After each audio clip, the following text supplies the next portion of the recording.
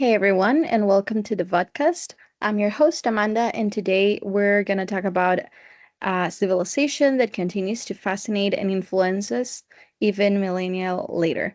So, this would be a podcast all around the Roman Empire. Let's think about it a bit. This is a society that thrived for over 1,000 years, leaving a huge mark on everything from how we govern ourselves and structure our laws to the entertainment we enjoy and even the religious ideas that have shaped the world. So, Rome wasn't just another ancient culture, it laid the very foundation for much of what we recognize as Western civilization. Now, in this episode, we're going to embark on a journey through Roman life. So, we'll start exploring the rhythms of daily existence in ancient Rome, from the grand villas of the elite to the bustling marketplaces and modest homes of the common people. Then, Abigail will guide us through the intricate world of the Roman legal system and their evolving forms of government, innovations that still resonate in our modern societies. And finally, Jose will delve into the significant challenges and the empire, or what the empire faced, the internal and external pressures that ultimately led us to their eventual fragmentation, and that'll be all. So, are you ready to step back in time with us?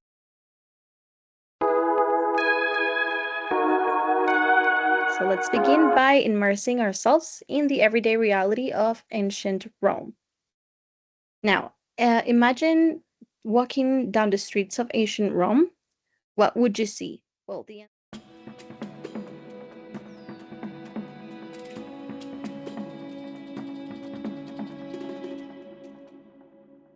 Well, the answer to that really depends on who you were in Roman society.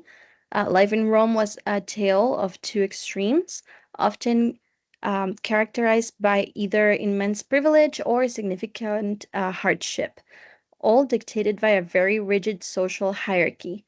At the very top, of course, that's where the emperor stood, the ultimate authority. Just below him were the practitioners and the wealthy and established elite who often held significant political power and enjoyed a life of, considerable luxury. Then came the plebeians, so the most majority of Roman citizens, the shopkeepers, the artisans, the farmers, the everyday working class. Now, their lives were generally much more grounded in the necessities of survival, and sadly, at the very bottom of this social ladder were the enslaved people.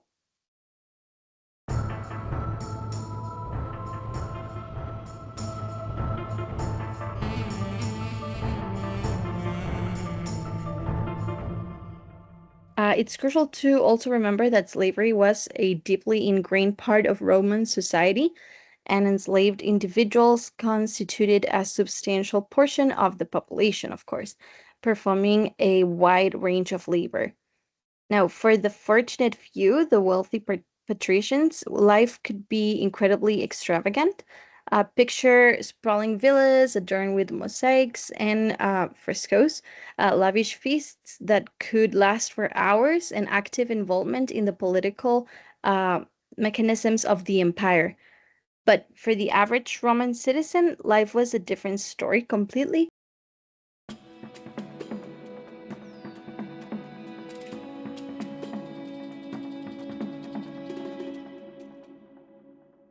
They often lived in crowded apartment buildings called insulae, sometimes in less than ideal conditions.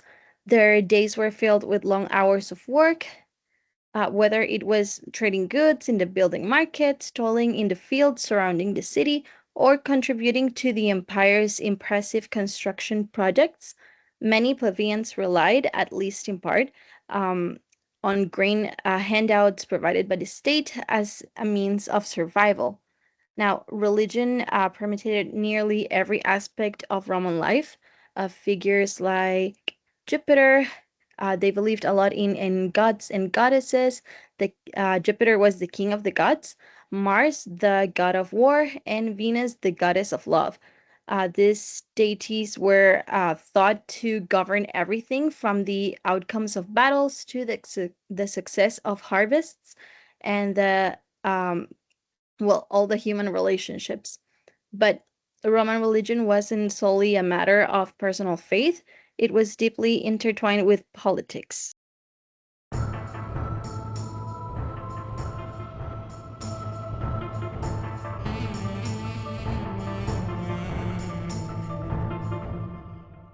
So emperors frequently sought to legitimize their rule by claiming divine favor or even descent, further solidifying their authority in the eyes of the population.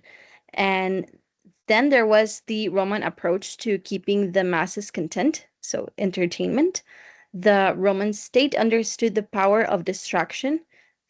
Of course, the iconic Colosseum played host to brutal and often spectacular gladiator battles and public executions, drawing massive crowds. So the Circus Maximus was the venue for thrilling chariot races that captivated the city, and theaters staged everything from witty comedies to dramatic tragedies, offering a form of cultural engagement. That was their way to entertain themselves and distract from everything that was going on.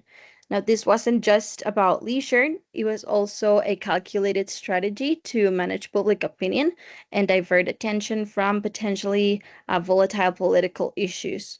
So, the Roman economy was also a complex engine fueled by a combination of agriculture, extensive trade networks, and significantly military conquest.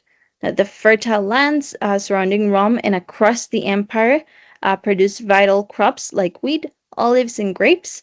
Rome's remarkable network of roads and its control of key sea lanes, uh, well, obviously facilitated a vast flow of goods, connecting distant corners of the empire from Britain to Egypt and beyond. However, this economic model had an inherent vulnerability. It depends on continuous expansion as well. We'll hear more about it later. When the expansion slowed down, it created significant challenges from the empire's long term stability. So, while the Roman Empire projected an image of immense power and sophistication, it also was also a society with inherent fragilities and stark inequalities. So, now to understand the framework that held this complex society together, let's run our attention to the Roman legal system and its government structures. Over to you, Abigail.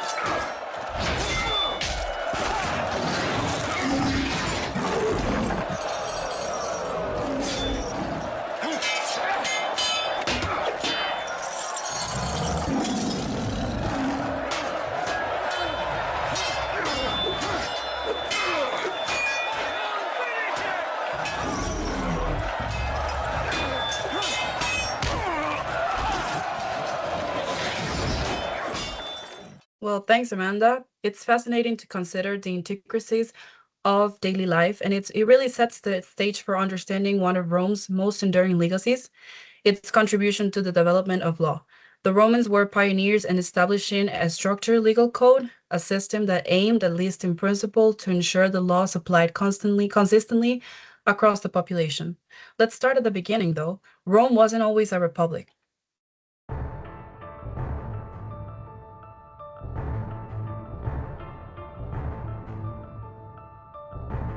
According to the tradition, it started out as a monarchy, if you believe it or not, ruled by kings from 750 and 53 BCE until about 509 BCE.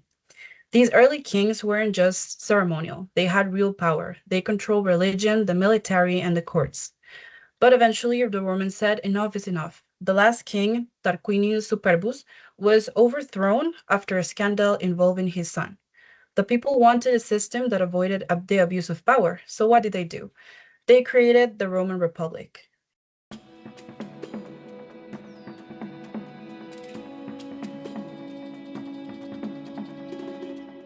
Instead of one king, sorry, instead of one king, Rome now had two consuls.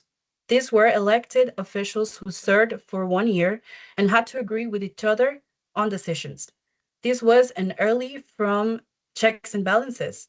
They let the army handle foreign affairs and even president over the Senate. Now let's talk about the Senate. It wasn't elected by the people, but it held significant sway. Senators were usually from aristocratic families and they advised the consuls, managed state finances, and shaped foreign policy. But Rome wasn't a full democracy, at least not at first. The common people or plebeians had a little say at first. Over time, they demanded more rights, leading to what's known as the conflict of the orders, a centuries-long struggle between patricians and plebeians. This fight led to big wins for the plebs, like the creation of the tribunes of the plebs, officials who could veto unjust decisions and protect plebeian interests. Eventually, plebeians could hold political office and even become consuls. The Roman Republic was complicated, yes, but also flexible, adapting over time to social pressures and crises. Okay, now let's move on from politics to law. One of Rome's greatest contributions to the world, its legal system.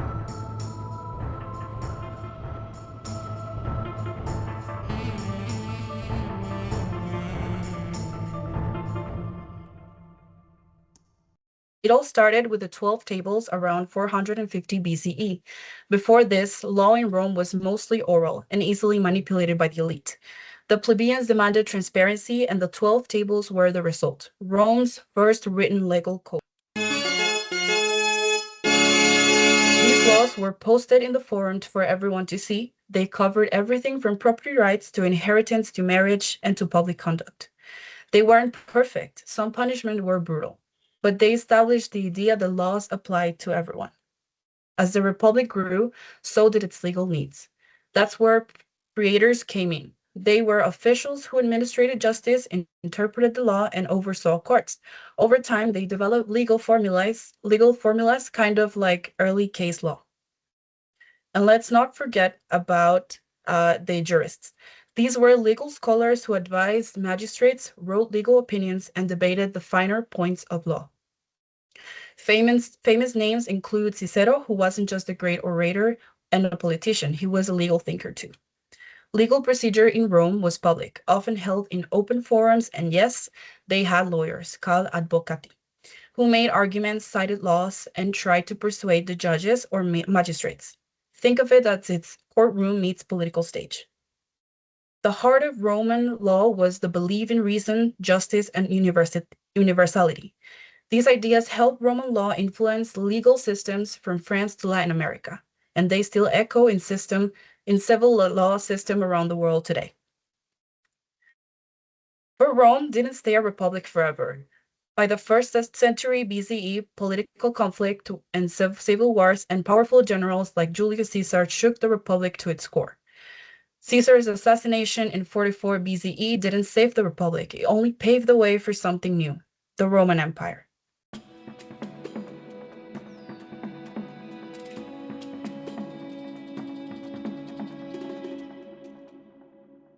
In 27 BCE, Caesar's adopted heir, Octavian, became Augustus, Rome's first emperor. From then on, emperors held ultimate authority. But interestingly, Rome didn't abolish its republican institutions. The Senate still existed, consuls were still elected, but their power was mostly symbolic. The emperor controlled the military, the economy, and yes, the law. Under the emperors, Roman law became more centralized. Emperors issued edicts and decrees that carried legal force. One of the most important moments came under the Emperor Justinian in the 6th century CE. He commissioned the Corpus Juris Civilis, or the body of civil law, a massive compilation of centuries of Roman law.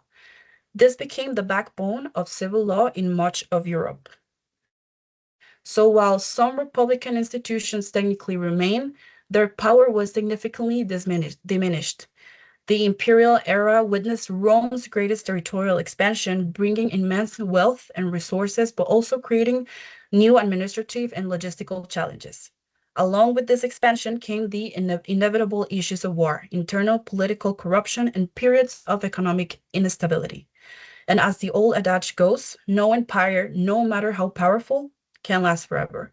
To understand the factors that contributed to the eventual decline and fall of the Western Roman Empire, I'll hand it to you, Jose.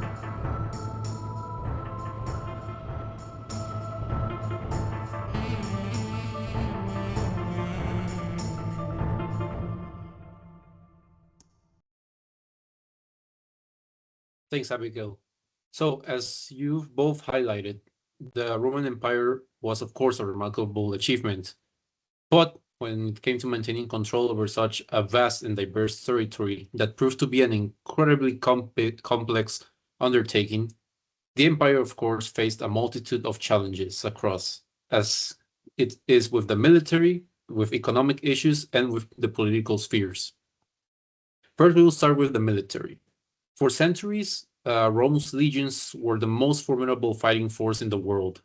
However, the sheer size of the empire, when at its peak, of course, when it was stretching from the British Isles all the way to North Africa and then the Middle East, it meant defending incredibly long and porous borders. This required a massive and increasingly expensive military apparatus, compounding to the issue that arose that was a growing reliance on mercenaries and soldiers who were often not as loyal as Rome compared to the case of citizen soldiers, and whose primary motivation was payment. Of course, this created vulnerabilities and it drained the empire's financial resources. Economically, Rome's prosperity had been heavily reliant on the constant influx of wealth and resources from the newly conquered territories. However, when the expansion slowed down and eventually it halted and came to an end, so did the significant economic problems. They started increasing. Heavy taxation burdened the average citizen and further exacerbating economic hardship and widening what was the already significant gap that was between the wealthy elites and the impoverished masses. Then this economic inequality fueled what was social unrest and then instability. Now, going now for more political issues, the later Roman Empire was plagued with endemic corruption. The imperial throne became a prize to be seized, so often there was a lot of violence and intrigue. Emperors were frequently assassinated or they were overthrown in rapid succession.